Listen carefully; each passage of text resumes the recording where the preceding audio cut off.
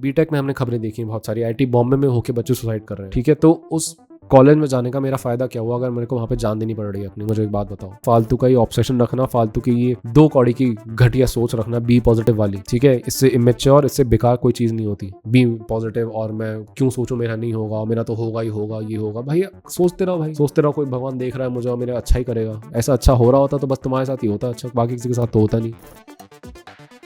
आज की बात करने वाले हैं ड्रॉप ईयर के बारे में कि क्या ड्रॉप ईयर हमको लेना चाहिए कि नहीं लेना चाहिए। काफ़ी सारी चीज़ों के ऊपर मैं बात कर चुका हूँ। मेरी कोशिश रहती है कि बहुत practical based, reality based videos बनाऊँ, रिलेटेबल वीडियोस बनाऊँ जिनको आप रिलेट कर सको एंड उनकी लर्निंग्स को आप अपनी लाइफ में अप्लाई कर सको।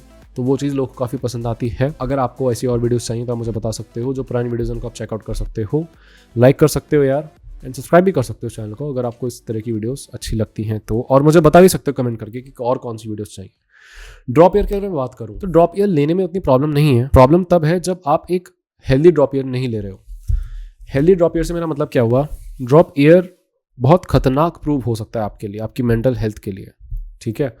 बिकॉज देखो, रियलिटी की अगर मैं बात करूं तो रियलिटी ये हो जाती है कि ड्रॉप ईयर से ज़्यादातर लोगों का फ़ायदा नहीं होता और आपका भी हो सकता है फ़ायदा ना हो। मैंने खुद ड्रॉप ईयर लिया है, मेरे बहुत सारे दोस्त हैं जिनको मैंने देखा ड्रॉप ईयर लिए हुए। बैचलर्स में जब हम थे तो बहुत सारे लोग थे जिन्होंने ड्रॉप ईयर लेके आए थे हमारी उसी यूनिवर्सिटी में, और वो छुपाते थे इस बात को कि उन्होंने ड्रॉप ईयर लिया, बिकॉज वो बहुत एक एम्बैरेसिंग चीज़ थी। क्योंकि आपने 1 साल लगाया किसी पेपर में, IIT JEE की तैयारी में, और उसके बावजूद नहीं निकला, और इन दी एंड आपको एक ऐसे कॉलेज में जाना पड़ रहा है जो कि आपको वैसे ही मिल जाता, तो उसका फायदा क्या हुआ ड्रॉप ईयर लेने का। तो रियलिटी की अगर बात करूँ तो ड्रॉप ईयर नहीं हेल्पफुल होते, बिल्कुल नहीं होते। क्यों नहीं होते? क्योंकि आपका जो ब्रेन है आपको ट्रिक करता रहता है। आपका ब्रेन आपसे कहता है कि यार मैं अभी रेडी नहीं हूँ, थोड़ा टाइम ले लेते हैं, एक और बार प्रिपेयर करते हैं, ठीक है। और मैं बिल्कुल तब तो मैं फाड़ ही दूंगा पेपर को, बिल्कुल टॉप 1 मेरी रैंक आएगी। लेकिन जैसे ही आप एंटर कर जाते हो ड्रॉप ईयर में, वही सेम ब्रेन आपसे कहता है कि अभी तो बहुत टाइम है यार, अभी कहाँ परेशान हो रहे हो यार, अभी तो थोड़ा चिल मारते हैं भाई, बैठते हैं आराम से यार, थोड़ा देखते हैं क्या करना है, अभी तो बहुत टाइम है, कल से बैठेंगे। ये कल कल कल कल कल कल करके दिन पास आ जाते हैं एंड फिर से हमारा दिमाग कहता है यार पेपर तो पास आ गया, अभी तो मेरी तैयारी हुई नहीं है, मैं और तैयारी मुझे करनी थी, एक काम करते हैं फिर से ड्रॉप लेते हैं, आपके पेपर देते हैं, जैसा आता है ठीक है, लेकिन फिर से एक और बार नेक्स्ट बार ट्राई करेंगे और करते रहेंगे। तो एक लूप में आप फंस जाते हो और ये बिल्कुल रियलिटी है, ठीक है। ऐसा नहीं है कि मैंने अपने मनगढ़ंत बता दिया, ये रियलिटी है भाई। दिमाग ऐसे ट्रेन आपको ट्रैक करता रहता है हमेशा। जब दिन पास आएंगे कहेगा यार अभी तो मैं रेडी नहीं हूँ, फिर से लेते हैं ड्रॉप ईयर या फिर से गैप लेते हैं, और जैसे ही आप गैप लोगे वही सेम ब्रेन कहेगा अभी तो बहुत टाइम बचा है, बहुत टाइम बचा है यार, अभी क्या करना है, अभी थोड़ा आराम कर लो। तो हमारा ब्रेन जो है किसी भी तरीके से बचना चाहता है उस चीज़ से, ठीक है। एग्जाम से बचना चाहता है, भले चाहे वो ड्रॉप ईयर लेके हो या भले चाहे वो ड्रॉप ईयर आपने ले लिया तो आलस में आपका जाए, बस वो बचना चाहता है मेहनत से या किसी भी तरह के पेन से जो हम उसको प्रोवाइड कर रहे हो। तो उस चक्कर में आप लूप में फंस जाते हो और उस चक्कर में ड्रॉप ईयर ज़्यादा लोगों के हेल्पफुल नहीं होते। जिनका बेनिफिट निकलता है ड्रॉप ईयर से, जिनका एक्चुअल में सिलेक्शन होता है, जिनकी एक्चुअल में अच्छी रैंक आती है, जो कि वर्थ इट प्रूव होती है ड्रॉप ईयर लेने के लिए, वो बच्चे वो होते हैं जो कि जेन्युइनली हार्डवर्क कर लेते हैं ड्रॉप ईयर में, ठीक है। ड्रॉप ईयर आपका आराम के लिए नहीं होता। हम क्या सोचते हैं ड्रॉप ईयर हो गया अब आराम से तैयारी करेंगे, आराम के लिए नहीं होता। आपको उसमें ज्यादा हार्डवर्क करना पड़ेगा जितना आपने अभी तक नहीं करा, तभी वो हेल्पफुल प्रूव होगा। मैंने जितने बच्चों का देखा 10 में से हार्डली 1 या 2 का फायदा होता है, जेन्युइन फायदा होता है ड्रॉप ईयर का, बट वो वही बच्चे होते हैं जो कि सच में ज़्यादा हार्डवर्क कर लेते हैं, ठीक है। आराम करने की बजाय वो ज़्यादा हार्डवर्क कर लेते हैं। तो अगर आप लेने की सोच रहे हो तो एक बात तो ध्यान रख लो, आप इसको आराम के लिए नहीं ले रहे हो, ठीक है। ये आराम के लिए नहीं आपने लिया कि अब मैं आराम से करूंगा तैयारी, उसके लिए नहीं है। आपको अगर सच में चाहिए कि ड्रॉप ईयर फायदेमंद हो आपके लिए तो आपको डबल डाउन कर देनी पड़ेगी मेहनत, तभी उसका बेनिफिट निकलेगा, वरना जो भी निकल के आएगा ड्रॉप ईयर के बाद वो इतना फायदेमंद नहीं होगा, ठीक है। आपको वही कॉलेज मिलेंगे, ज़्यादा चांस है इसी चीज़ के कि आपको वही कॉलेज मिलेंगे जो कि आपको ऑलरेडी पहले भी मिल रहे थे। दूसरी चीज़ ये हो जाती है ड्रॉप ईयर के साथ जो प्रॉब्लम है वो ये है कि बहुत टायरिंग प्रोसेस है, बहुत लंबा प्रोसेस है, एंड आप आइसोलेशन में चले जाते हो जो कि बहुत ही ज़्यादा डेंजरस है। अगर आप घर पे बैठ के अकेले तैयारी कर रहे हो इट्स वेरी डेंजरस, ठीक है। और बहुत हद तक चांसेस हैं कि आपके साथ कोई मेंटल डिसऑर्डर्स भी हो जाए, जो कि हो सकते हैं, कई बार हमको पता नहीं चलता लेकिन हो जाते हैं। तो उस चीज़ से भी बचना है, ठीक है। बिकॉज मेंटल डिसऑर्डर के साथ प्रॉब्लम एक ये है कि ऐसा नहीं होता कि आपका पेपर से पहले, जब तक आपका पेपर नहीं निकला तब तक आपको ये सारी चीज़ें थी, डिप्रेशन था, एंग्जाइटी थी, सुसाइडल थॉट्स थे, लेकिन जैसे ही आपका पेपर क्लियर हुआ अब आप फ्री हो गए उन चीज़ों से, अब आप बिल्कुल बढ़िया हो गए, अब आप बिल्कुल खुश हो गए। ऐसा नहीं होता, ठीक है। वो चीज़ स्टे करती है आपके साथ, नो मैटर आपका पेपर निकला कि नहीं निकला, वो आगे तक रहेगी। और आपको वो जो भी आपने मेंटल डिसऑर्डर्स अब तक पैदा कर ली हैं अपने अंदर, उनको निकालने के लिए आपको एफर्ट करना पड़ेगा, थेरेपी लेनी पड़ेगी, टाइम लगाना पड़ेगा, तब जाके वो चीज़ें क्योर होंगी। तो it's very risky, it's very dangerous. अगर आप ड्रॉप ईयर ले रहे हो, ऊपर से अकेले हो, ऊपर से कोई पीयर ग्रुप नहीं है, कम्युनिटी नहीं है, और अपने आप को कमरे में बंद करके बैठ गए हो और सारी चीज़ों से काट लिया है, तो वो बहुत ज़्यादा खतरनाक हो जाता है, वो बहुत ज़्यादा प्रॉब्लम कर सकता है आगे आपके लिए। एंड फिर वो वर्थ इट भी नहीं होता ना। मतलब आपका हो गया सिलेक्शन, मानो आप एनआईडी में चले गए ड्रॉप ईयर लेने के बाद, बट आप गए हो 100 बीमारी अपने दिमाग में भर के, ठीक है, आपको दवाइयाँ खानी पड़ रही हैं। ऐसे लोग हैं जो मैंने देखा है, वो दवाइयाँ खा रहे हैं डिप्रेशन की, बाइपोलर डिसऑर्डर हो रखा है किसी को, हाई एंग्जाइटी है, सुसाइडल थॉट्स आ रहे हैं, तो आपको दवाइयाँ खानी पड़ रही हैं, बहुत हैवी डोज आपको लेनी पड़ रही है। तो फ़ायदा क्या हुआ भाई उस चीज़ का? अगर मेरा कॉलेज में हो भी गया तो कोई भी चीज़ को अपनी मेंटल हेल्थ से ऊपर क्यों रखते हो? इतना ऑब्सेशन रखना ही क्यों है कि आपका उसमें हो गया, उसके बावजूद आप इन सब चीज़ों से सफ़र कर रहे हो? तो ड्रॉप ईयर बहुत ज़्यादा डेंजरस चीज़ है मेरी नज़र में, ठीक है, अनलेस एंड अनटिल आप एक लेते हो हेल्दी ड्रॉप ईयर। बिकॉज देखो यार, ड्रॉप ईयर के साथ प्रॉब्लम ये है कि आप ले भी इसी उम्र में सकते हो उसे, ठीक है। अगर आपको जेन्युइनली कॉन्फिडेंस होता है अपने ऊपर कि यार मैं एक बार ट्राई करना चाहता हूँ, मैं जेन्युइनली देखना चाहता हूँ कि मैं कर पाता हूँ कि नहीं कर पाता हूँ, मैं एक बार मौका तो दो, मुझे भी देखना है वो प्रोसेस करके, तो यही करेक्ट टाइम है जब आपको ड्रॉप ईयर लेना चाहिए। सीधी सी बात है, आप 28 या 30 की एज में ड्रॉप ईयर नहीं लोगे। तो मेरी नज़र में रिस्क है बट वर्थ इट है, अगर आप इसको सही से खेलो तो, अगर आप एक हेल्दी ड्रॉप ईयर लो तो। बिकॉज यही एज है ये सारी चीज़ें करने की, यही एज है ये सारे रिस्क लेने की। अब नहीं लोगे तो कब लोगे? तो अगर आपको कॉन्फिडेंस आता है अपने ऊपर कि भाई मुझे करना है, कुछ ना कुछ तो मैं निकाल लूंगा, तो आप ज़रूर लो, नहीं आता तो मत लो। अब जब आपने ले लिया है, तो हेल्दी ड्रॉप ईयर से मेरा मतलब क्या है? हेल्दी ड्रॉप ईयर से मेरा मतलब ये है, आप अपने आप को मेंटली सफरिंग में नहीं घुसा रहे हो, ठीक है, अपनी मेंटल हेल्थ का बहुत अच्छे से आप ध्यान रख रहे हो, तब जाके आप पढ़ाई कर रहे हो। बिकॉज आपकी मेंटल हेल्थ जहाँ सफर हो गई, आपकी पढ़ाई सब जाएगी तेल लेने, कुछ फायदा नहीं होने वाला उसका, एनर्जी ही नहीं बचने वाली आपके अंदर कि आप और कुछ चीज़ें कर सको। ये चीज़ मैं खुद फेस करी है, तभी मैं बता रहा हूँ। अगर एक बार वो चीज़ हो जाती है, नो मैटर वॉट आप कितनी तैयारी करो, नहीं निकलता रिजल्ट, नहीं आता नंबर, ठीक है। ये चीज़ें बहुत सीरियस हैं भाई, मैं बहुत हल्के में बोल देता हूँ ये बातें, लेकिन ये जनरली बहुत सीरियस चीज़ें हैं। तो अगर आप ड्रॉप ईयर में घुस गए, आपको कुछ चीज़ें करनी पड़ेंगी जिससे आपकी मेंटल हेल्थ अफेक्ट ना हो। वो ये है, पहली बात, अपने आप को बंद नहीं करना है कि बिल्कुल कमरे में बंद करके मैं तैयारी कर रहा हूँ, वो भी डिज़ाइन एग्जाम की, तो बिल्कुल भी नहीं। एक बार को यूपीएससी होता है, आईआईटी होता है, मेरे को फिर भी एक बार समझ आता है, बट वही बहुत अनहेल्दी वे होता है, ठीक है। उसमें तभी तो आपने देखा नहीं कोटा में बच्चे क्यों सुसाइड करते हैं? अरे तुमने यार पूरा कमरे में बंद करे, तुम पढ़ाई करे जा रहे हो, करे जा रहे हो, करे जा रहे हो, सारी चीज़ों से तुमने कट ऑफ कर दिया, टॉयलेट करने के लिए तुम उठ नहीं रहे हो, खेल कूद बची नहीं जिंदगी में, दोस्ती यारी गई भाड़ में, फिर एंड में पेपर नहीं निकला, ऑब्सेशन इतना ज़्यादा हो गया, IIT IIT IIT IIT, and में पेपर निकला नहीं, तो बच्चा के फिर क्या करेगा? या तो सफ़र करेगा या फिर लटक जाएगा। तो लटक जाते हैं बच्चे, तो फिर उस चीज़ का फ़ायदा क्या हुआ? इतना ज़्यादा ऑब्सेस करके आपको मिल क्या गया? इसलिए मैं तैयारी कर रहा हूँ ताकि मैं एक दिन लटक जाऊँ। तो मेरी नज़र में तो अगर आप ड्रॉप ईयर ले रहे हो, तो अपने आप को बिल्कुल आइसोलेट करने की कोई ज़रूरत नहीं है। स्पेशली डिज़ाइन का हमारा एग्जाम है, इसमें तो बिल्कुल भी ज़रूरत नहीं है। कुछ आप पर्टिकुलर टाइम सेट कर सकते हो, 2 से 3 घंटा, ठीक है, डेली करो, 2 से 3 घंटा इनफ है अगर आप करोगे तो। एंड बाकी चीज़ों में आप टाइम स्पेंड कर सकते हो। सबसे पहली नंबर 1 चीज़ हो गई एक्सरसाइज। किसी भी तरह की फिजिकल एक्टिविटी बहुत ज़्यादा इंपॉर्टेंट है, इसको आप बिल्कुल भी हवा में नहीं उड़ा सकते। हो सके तो आप जिम चले जाओ, या फिर किसी भी सोशल एक्टिविटीज़ में चले जाओ, बैडमिंटन खेल लो, या कुछ भी, अगर आपके आसपास कोई स्पोर्ट कॉम्प्लेक्स है या कुछ भी है, वहाँ पे चले जाओ, वहाँ पे टाइम स्पेंड करो। घर वाले मना करेंगे, ऑब्वियसली कहेंगे कि ये क्या कर रहा है, पेपर की तैयारी करनी थी, क्या कर रहे थे, और ये सारी चीज़ें होंगी। बट तैयारी आप तभी ज़्यादा अच्छी कर पाओगे जब आपका ब्रेन खुश रहेगा, जब आपका ब्रेन हेल्दी फील करेगा। अपने आप को कमरे में बंद करके वो चीज़ नहीं होने वाली कहीं भी। तो अगर आप जिम जा सकते हो तो वो ज्वाइन कर लो। अगर आपको घर पे एक्सरसाइज करनी है तो भाई फिट ट्यूबर की वीडियोज़ हैं 20-20 मिनट की होम वर्कआउट की, एक पुरानी वीडियो, एक नई वीडियो है, वो दोनों मैंने खुद करी हैं, खूब करी हैं, और बढ़िया वीडियोस हैं, बढ़िया वर्कआउट है। 2 डंबल चाहिए आपको, 1 योगा मैट चाहिए, 20 मिनट आपको लगेंगे, सुबह या शाम जब भी आपको करना है कर लो, थक के चूर हो जाओगे उसमें और मजा आ जाएगा। वो चीज़ है बहुत ज़रूरी, बस इतना ध्यान रख लेना। दोस्ती यारी नहीं खत्म करनी है, दोस्तों से बातें करनी है, बट यार एक टाइम बांध लो ना सब चीज़ों का। मैं ये थोड़ी कह रहा हूँ कि आप करते ही रहो, बात ही करते रहो, ठीक है, फ़ोन पे या घूमते ही रहो। अरे हर चीज़ का टाइम बांध लो कि इस टाइम को मेरे को काम करना ही करना है, यहाँ पे मैं एक्सरसाइज करूंगा और यहाँ पे मेरे को दोस्तों से बात कर लेनी है अगर हो पा रही है तो।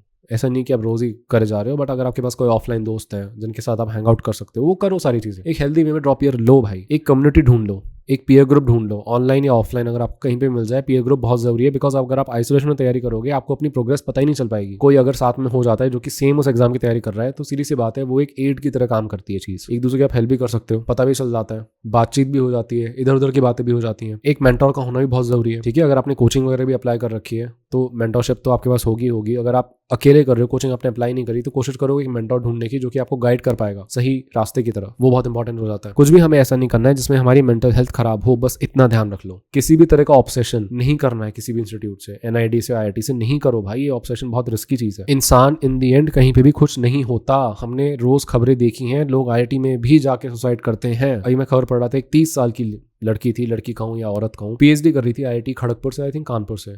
She committed suicide. Work pressure होगा, जो भी होगा मुझे नहीं पता। बीटेक में हमने खबरें देखी बहुत सारी, आईआईटी बॉम्बे में होके बच्चे सुसाइड कर रहे हैं। भाई इंसान कहीं पे खुश नहीं होता, पहली बात तो, ठीक है। तो उस कॉलेज में जाने का मेरा फायदा क्या हुआ अगर मेरे को वहाँ पे जान देनी पड़ रही है अपनी? मुझे एक बात बताओ, मैं क्यों ऑब्सेशन लाऊं इतना हैवीली किसी भी चीज़ के ऊपर, और वहाँ पे जाके हो क्या रहा है, मुझे जान देनी पड़ रही है। तो कोई बात हुई भाई? है कोई सेंस बना इस बात का? सोचो बच्चे ने भी तैयारी करी होगी, वो भी कोटा गया होगा, उसने 1-2 साल लगाए होंगे, तब जाके वो कॉलेज गया होगा। और किस लिए गया कॉलेज? ताकि मैं लटक जाऊँ वहाँ पे जाके। आपकी आईआईटी, अगर आपको यकीन नहीं हो रहा हो, आपकी आईआईटी के ऊपर एक डॉक्यूमेंट्री भी है, inside IIT dream. I think अब तो नेटफ्लिक्स पे भी वो आ गई है, पहले ऑनलाइन भी पड़ी हुई थी, तो वो मैंने देखी थी। उसमें खुद आईआईटी के बच्चे प्रोफेसर से लड़ाई कर रहे थे कि यहाँ पे आके बच्चे अपनी जान क्यों दे रहे हैं, तुमने ऐसा क्यों एनवायरमेंट कर रखा है। तो किसी भी इंस्टीट्यूशन को लेके, किसी भी जगह को लेके ज़्यादा ऑब्सेशन नहीं करना है। इन दी एंड कॉलेज ही है वो, हाँ अच्छी प्लेसमेंट दे देंगे, अच्छा फ्यूचर हो सकता है करवा दें, उसकी कोई गारंटी नहीं होती। अगले दिन कोई बम बम आएगा, गिरेगा, खत्म हो जाएगा सारा आईआईटी फाईटी तुम्हारा। मैं नहीं कह रहा मत जाओ, मैं नहीं कह रहा डिसरिस्पेक्ट करो, बट भाई एक हेल्दी वे में परस्यू करो चीज़ों को। ज़्यादा ऑब्सेशन करने की जरूरत नहीं है कि वो आपकी मेंटल वेलबींग ही उड़ा के धज्जियाँ कर दे उसकी। इसीलिए मैं कहूँगा साइड बाय साइड कोई और चीज़ प्रिपेयर करते रहो। एक ऑनलाइन कोर्स में एनरोल हो जाओ, वो बहुत ज़रूरी है। बिकॉज इन दी एंड जब आप ड्रॉप ईयर से बाहर निकलोगे, अगर आपका पेपर नहीं हुआ, ये चलो हम ये कंसिडर नहीं कर रहे कि आपका पेपर अच्छा नहीं हुआ, मैं मान रहा हूँ चलो आपका पेपर फिर भी अच्छा हो गया, आपके पास एक ऑप्शन रहेगा साइड में, ठीक है, जो कि आपको हेल्प करता रहेगा। अच्छा हो गया पेपर तो भी बेनिफिट है, आप ऑलरेडी कोर्स कर चुके होंगे जो कि आपको कॉलेज में बेनिफिट करेगा। डिजाइन रिलेटेड कोर्स करना ये नहीं कि आपने कोई ब्लॉकचेन का कोर्स उठा लिया या फिर न्यूरल नेटवर्क्स का कोई कोर्स उठा के आप बैठ गए वो पढ़ रहे हो, वो नहीं। डिजाइन रिलेटेड एक कोर्स ले लो, ठीक है, जो कि आपको हेल्प करेगा। अगर आपका कॉलेज में होगा तब भी हेल्प करेगा, नहीं होगा तब भी हेल्प करेगा। आपको इंटर्नशिप दिलवा देगा, आपको हो सकता है स्किल्स आपकी अच्छी करवा दे, प्लेसमेंट आपकी हो जाए, कोई जॉब करवा दे। कोर्स में एनरोल कर लो खुद को, पैसे वाला कोर्स, फ्री वाला नहीं, पैसे वाला।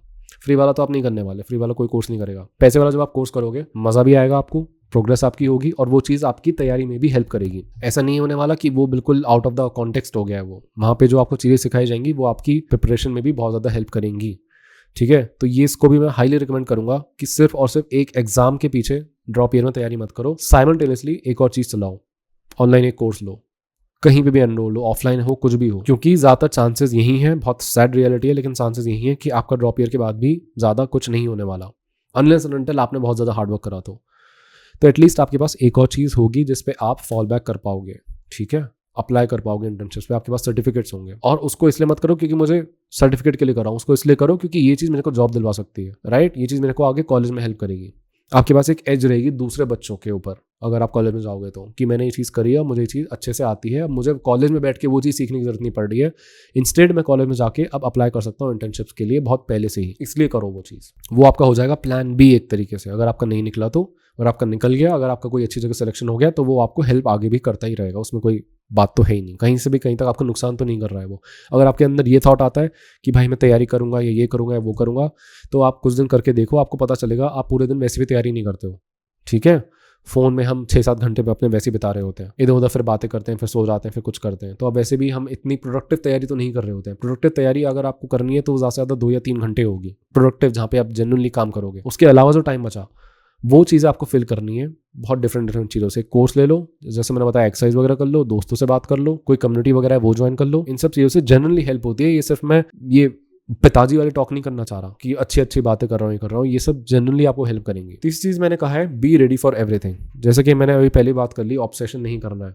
हम क्या सोचते हैं, डू और डाई। लाइक मैं उस कोट से, उस स्टोरी से बहुत ज़्यादा इंस्पायर था जहाँ पे कहा था कि वो कोई आइलैंड पे जा रहे थे तुम्हारे पायरेट्स, एंड उसने अपने सारे शिप्स जला दिए थे। कहा था या तो जीतेंगे या फिर यहाँ से मरेंगे, ठीक है, जीतेंगे तो इनके शिप से अपने आइलैंड पे वापस जाएंगे या फिर हम यहाँ पे शहीद हो जाएंगे। तो मैं उस चीज़ से बहुत ज़्यादा इन्फ्लुएंस था। मैं ये सोचता था कि भाई या तो पेपर निकलेगा, नहीं निकलेगा तो फिर से ड्रॉप लेंगे या कुछ भी करेंगे, मुझे नहीं पता। अब प्रॉब्लम क्या हुई, उस स्टोरी में अगर आप हार जाते हो तो आप मर जाते हो, सफरिंग आपकी वहीं पे एंड हो जाती है। रियलिटी में ऐसा नहीं हो रहा।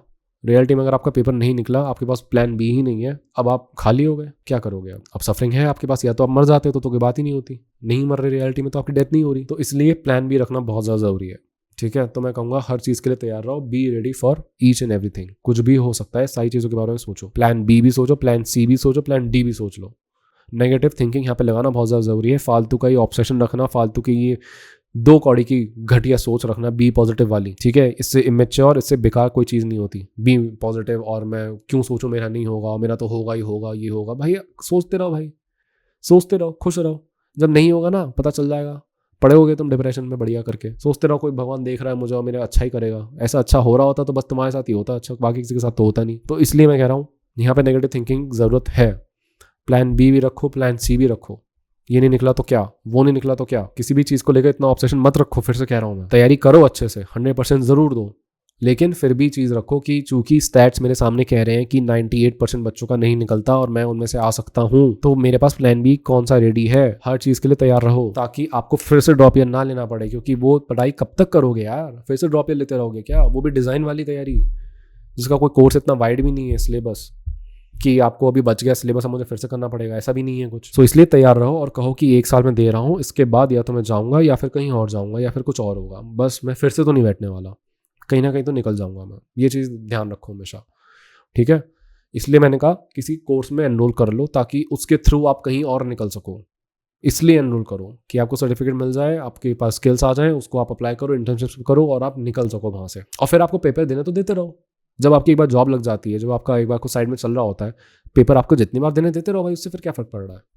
जॉब भी चल रही है, आपका काम भी चल रहा है, पेपर भी देते रहो। बट अगर आप अकेले इस पेपर की तैयारी कर रहे हो तो बहुत रिस्की चीज़ हो जाती है, दैन इट्स वेरी डेंजरस। तो इसलिए अपने सारे ऑप्शंस पहले से सोचो और सबको ओपन रखो और कहो कि मुझे बस निकलना है और किस तरह मैं निकल सकता हूँ। बाकी मैं थक चुका हूँ भाई, दिमाग मेरा खराब हो चुका है और आइडियाज़ नहीं आ रहे हैं दिमाग में कि मैं वो बोल सकूँ। और बात करेंगे इस टॉपिक के ऊपर, और जब मेरे को और अच्छी सी इंसाइट्स आएंगी वो मैं शेयर करता रहूँगा, ठीक है, आगे आने वाली वीडियोस में। आपको किस टॉपिक से ऊपर और वीडियोस चाहिए मेरे को बता सकते हो, आई विल मेक श्योर कि मैं उनके ऊपर वीडियोस बनाऊँ। तब तक के लिए see you in my next video, stay tuned, bye bye.